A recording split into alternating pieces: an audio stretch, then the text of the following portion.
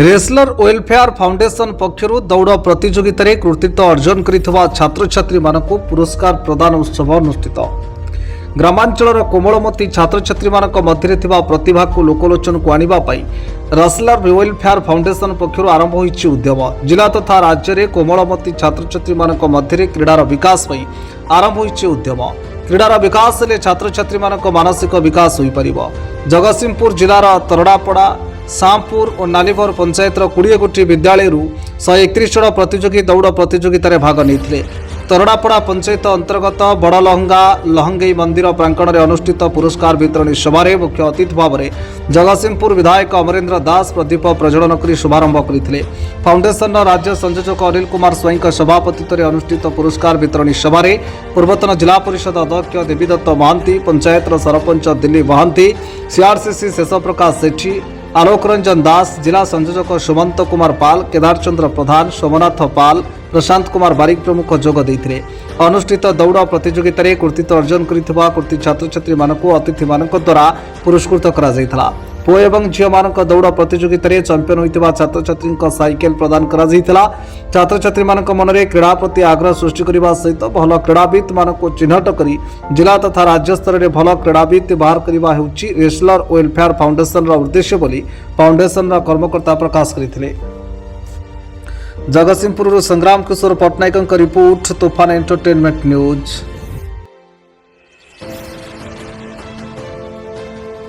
आज wrestler welfare foundation तरफ एक कंपटीशन पिला मानक स्कूल पिला मानक नहीं दुईटी पंचायत पिला मानक नहीं करा जाइथिला 2 दिन धरी। ता भितर बहुत पिला कृतकार्य होइछन्ति, बहुत पिला भाग नहीं एवं यही अवसर रे हम सहित अछन्ति उपस्थित अछन्ति जिला परिषदर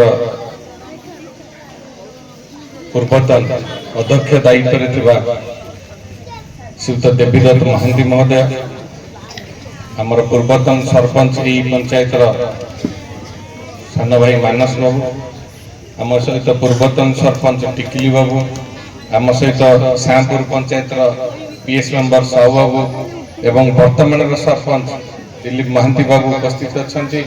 एवं आमर तरड़ापड़ा पंचायतर सान लहंगारे माँ पीठ जो कार्यक्रम हो उपस्थित गुरुजन मान मोर नमस्कार। सार माने जो माने उपस्थित रही कार्यक्रम को श्रृंखलित भाव में शेष पर्यायर आनी पहुँचेले मु अशेष धन्यवाद देवी एवं कुनी कुनी पिला को स्वागत करी जैसे सकाल ठारू आज निश्चित भाव 5टा बेलू समस्ते उठी थे, मु भी उठी 6टा बेलू ठारू आम घर बाहरी 7टा ठारू फ्लैग होस्टिंग आम विभिन्न जगह कर 7टा बेल मोर एसके एकाडेमी तापर जगतसिंहपुर हेडक्वार्टर पार्टी कार्यालय थिला सेमती विभिन्न स्कूल कॉलेज मानक 7टा ठारू आरंभ होइछि। आमर नवकृष्ण चौधरी स्टेडियम रे कार्यक्रम प्राय 11:30 बेलू सरिला तेणु पिला माने समस्ते सकाळ बाहरी एपर्यंत उत्साह सहित से अपेक्षा कर प्राइज नवा। तेणु आम ये अवसर रे आउ किछि कहि करी पिला मानक मन रे कष्ट देबा नै, कारण आज फंक्शन टा केवल उद्दिष्ट पिला मानक पई। तेणु आम भाषण बाजी व्यवस्था अच्छी मु कहबी केवल तांकर जो दाबी केतेटी रही आमर सान लहंगा आदिवासी मानकर जो रोष घर कथा अच्छी माँगर से प्रोजेक्ट सैंक्शन होगी पलि आसब। आम शिवरात्रि दिन ये शिलान्यास करवा नड़िया बाड़ी कार्यक्रम आरंभ हम एवं हाईमैक्स लाइट उद्घाटन हम।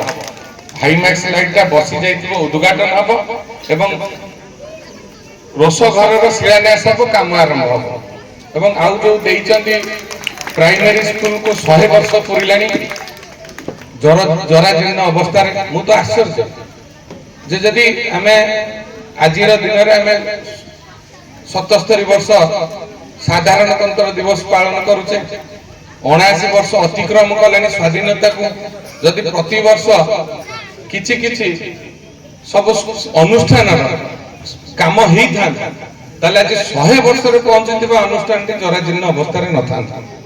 एवं जो कथा आज दाबी करुचंती जे गोटे गुंठ जमी ए अंचल ଅଧିବାସୀ ମାନେ ଦାନ କରିଥିଲେ ଗୋଟେ ପ୍ରାଇମେରୀ ସ୍କୁଲ ପାଇଁ ଗୋଟେ ଗୁଣ୍ଠରେ ସ୍କୁଲରେ କେମିତି ହେଲା ମୁଁ ଆଶ୍ଚର୍ଯ୍ୟ।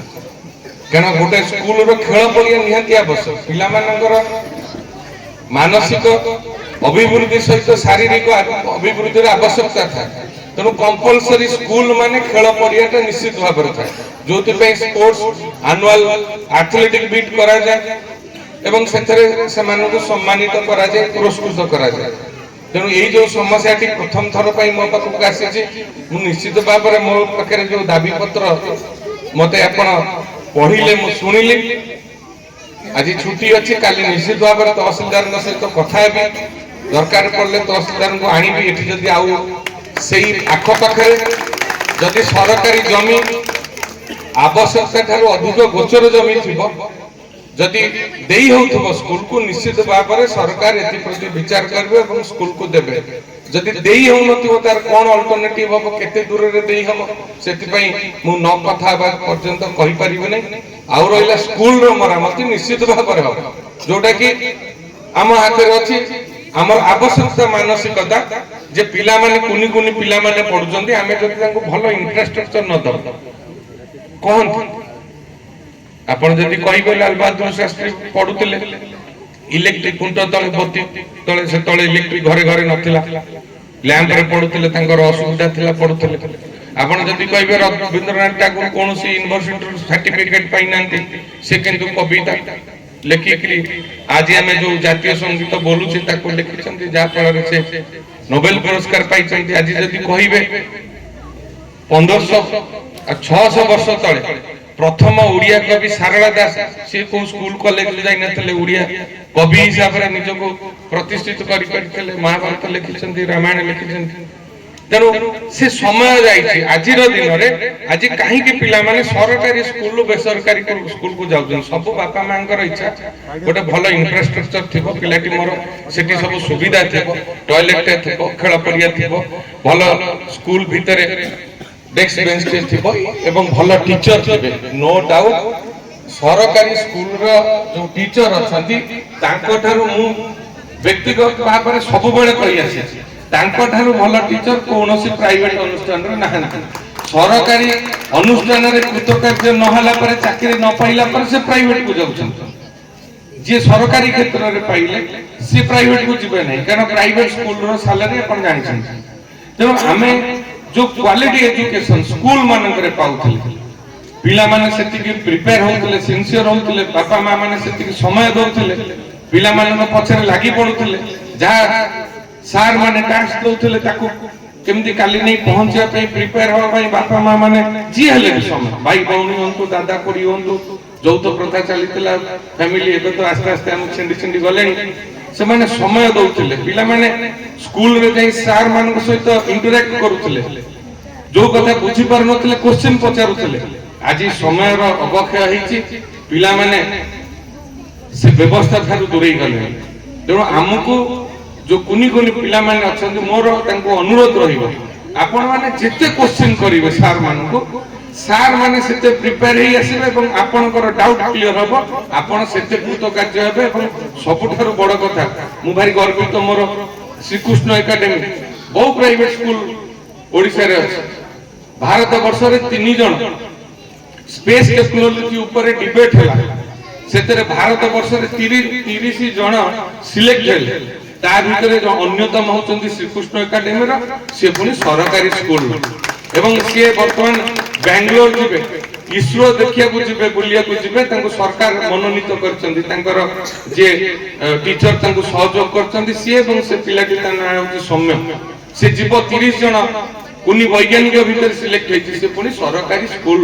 ତେଣୁ ସରକାରୀ ସ୍କୁଲରେ ଭଲ ଟିଚର ଅଛନ୍ତି, ଭଲ ବ୍ରେନ୍ ଅଛି, ଖାଲି ସରକାରୀ ସ୍କୁଲର ବ୍ୟବସ୍ଥାଟାକୁ ସଜାଡି ଦେଲେ, ଇନଫ୍ରାଷ୍ଟ୍ରକ୍ଚର ଏବଂ ଆନୁଷଙ୍ଗିକ ଆବଶ୍ୟକତାକୁ ପୂରଣ କରିଦେଲେ, ଆମର ପିଲାମାନେ ଆହୁରି ଭଲ ଭଲ ଟ୍ୟାଲେଣ୍ଟେଡ ପିଲା ବାହାରିବେ। ଖେଳ କ୍ରୀଡ଼ା କ୍ଷେତ୍ରରେ, ନୃତ୍ୟ, ସଙ୍ଗୀତ, ଆପଣଙ୍କର ଚିତ୍ରାଙ୍କନ ଠାରୁ ଆରମ୍ଭ କରି ସବୁ କ୍ଷେତ୍ରରେ।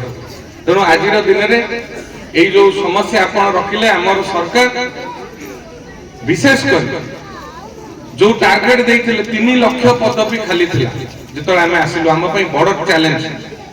আমার প্রিয় মুখ্যমন্ত্রী आम समस्त लोकंर मुख्यमंत्री आपण मैंने कहते वास्तव क्षेत्र में देखिले समस्या जे स्कूल गुड़ाक टीचर ना 9,000 स्कूल को बंद कर दिया गला टीचर अपॉइंटमेंट कले नहीं 3 लाख पदवी खाली विभिन्न क्षेत्र में आम सरकार आसु आसु कलिंग स्टेडियम रे 16,009 टीचर ऐतिहासिक नियुक्ति प्रदान कले एशिया महादेशर सबुठारु बड़ नियुक्ति मिला गोटे दिन में 16,009 टीचर को नियुक्ति दिगला एवं डिसेम्बर मासरे पुणी आ 7,000 23,000 टीचर दे सारे बर्तमान सुधा 36,000 अपॉइंटमेंट विभिन्न क्षेत्र में कर सारू 3,000 डाक्टर अपॉइंटमेंट कर सारू तेणु आम सेवा करने आवश्यक तो मैन पावर आम जब न दबा लोक पाइबे तेणु आज दिन में मुझे निश्चित आशा करी जो आशा आपण मो पर रखिंट से दुईटी तो निश्चित आपणकर हाईमैक्स लाइट उद्घाटन हम